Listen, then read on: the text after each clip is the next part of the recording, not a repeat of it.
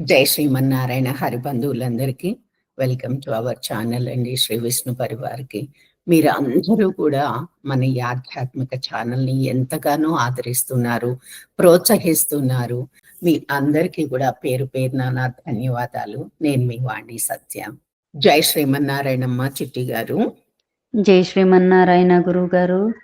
అమ్మ, ఈరోజు మనం శ్రీ విష్ణు సహస్రనామంలోని మహామంత్రంలోని 33వ శ్లోకం నుంచి నేర్చుకుందాము. యుగాది కృద్యుగావర్తో నైకమాయో మహాశనః అదృశ్యో వ్యక్తరూపశ్చ సహస్రజితనంతజిత్. పద విభజన చూద్దాము.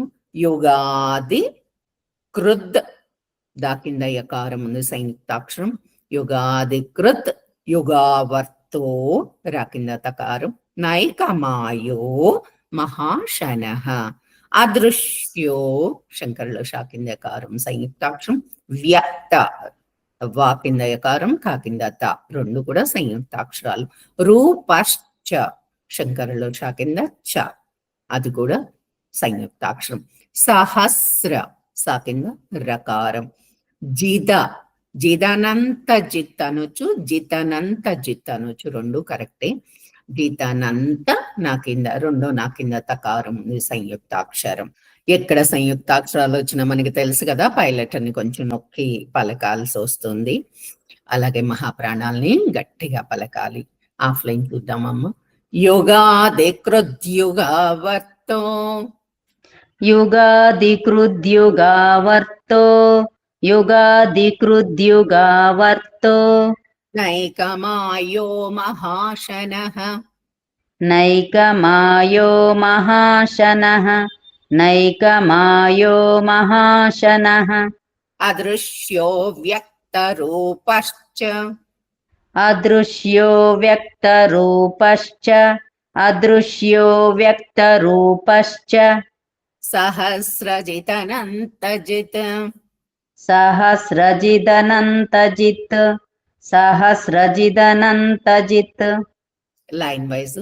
యుగాది కృద్యుగావర్తో నైకమాయో మహాశనః యుగాది కృద్యుగావర్తో నైకమాయో మహాశనః అదృశ్యో వ్యక్తరూపశ్చ సహస్రజితనంతజిత్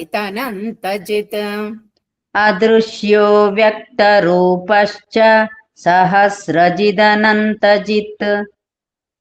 పూర్తి శ్లోకం. యుగాది కృద్యుగావర్తో నైకమాయో మహాశనః అదృశ్యో వ్యక్తరూపశ్చ సహస్రజితనంతజిత్. 34వ శ్లోకం.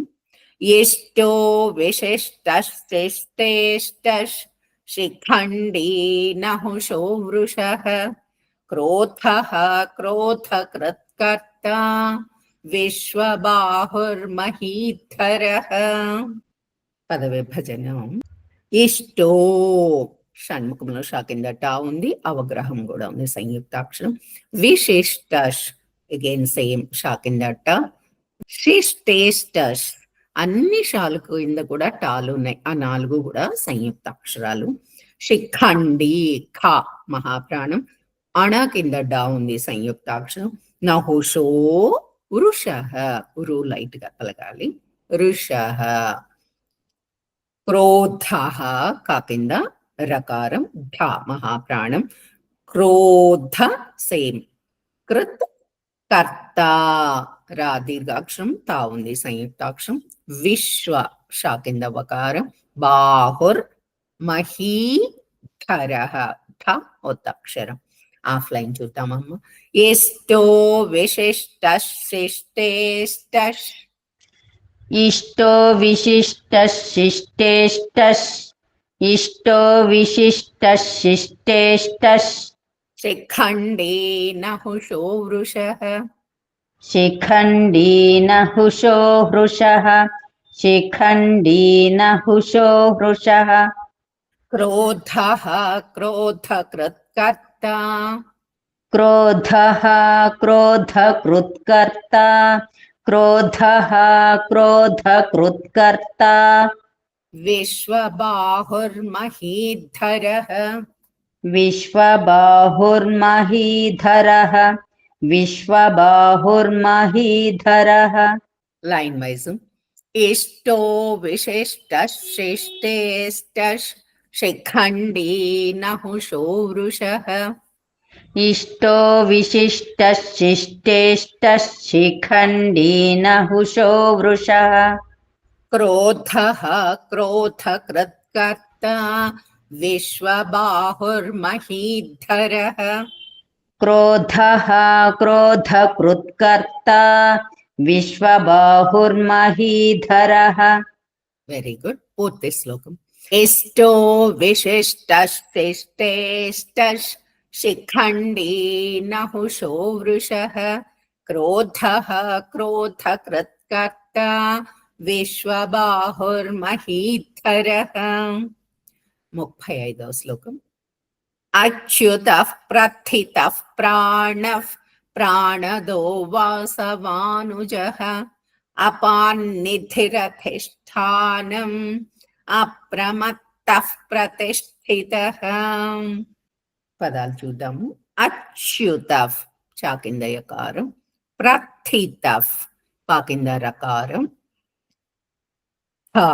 ఒత్తక్షరం పొట్లొచ్చుకుంది ప్రాణః పా కింద రకారం ప్రాణదో సేమ్ పా కింద రకారం వాస వానుజః అపాం నిధి అనొచ్చు గ్రామటికల్ గా అయితే అనుస్వరం తర్వాత నా ఉంది కాబట్టి నకారం లాగా అపాన్నిధి ధ ఉత్తక్షరం రధిష్ఠానం ధ ఉత్తక్షరం షా కింద కూడా ఠ మహాప్రాణం ఉంది సంయుక్తాక్షరం రధిష్ఠానం మాని అనుస్వరం చేసి రధిష్ఠానం తర్వాత అప్రమత్త మాల ప్లస్ ఆగా విడగొట్టుకున్నాం మనం పా కింద రకారం మత్త తా కింద త ద్విద్వాక్షరం ప్రతిష్ఠిత పా కింద రకారం సంయుక్తాక్షరం షా కింద ఠ మహాప్రాణం ఉంది అది కూడా సంయుక్తాక్షరం ఆఫ్లైన్ చూద్దాం అచ్యుత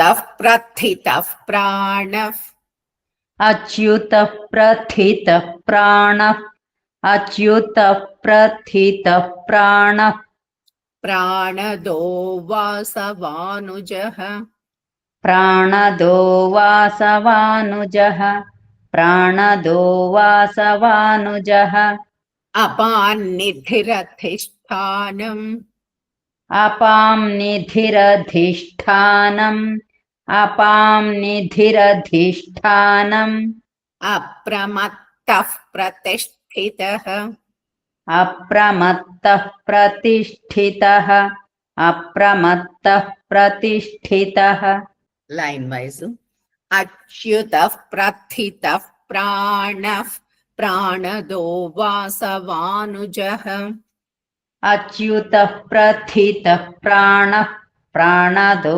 వాసవానుజః అపాన్నిధిరధిష్ఠానం అప్రమత్తః ప్రతిష్ఠితః అపాం నిధిరధిష్ఠానం అప్రమత్తః ప్రతిష్ఠితః పూర్తి శ్లోకం అచ్యుత ప్రథిత ప్రాణ ప్రాణదో వాసవానుజః అపాన్నిధిరధిష్ఠానం అప్రమత్తః ప్రతిష్ఠితః 36వ శ్లోకం స్కంద స్కందధరో ధుర్యో వరదో వాయువాహనః వాసుదేవో బృహద్భానుర్ ఆదిదేవః పురందరః పదాలు చూద్దాం స్కందస్ సా కింద కా ఉంది నా కింద ద రెండు సంయుక్తాక్షరాలు మళ్ళీ సేమ్ రిపీట్ అయింది స్కంద ధరో ధుర్యో రెండు ధాలు కూడా మహాప్రాణాలు ధుర్యోలో రా కింద యకారం ఉంది సంయుక్తాక్షరం వరదో వాయు వాహన వాసుదేవో బృహత్ భానుర్ దా కింద ఉత్తక్షరం సంయుక్తాక్షరం కూడా బృహద్భానురాది, అలా రాది అదంతా కలిపి ఒకే వర్డ్ లాగా ఉంది. మనం 4 పాదాలుగా చదువుతున్నాం కాబట్టి రాని ప్లస్ ఆ అయిపోతుంది.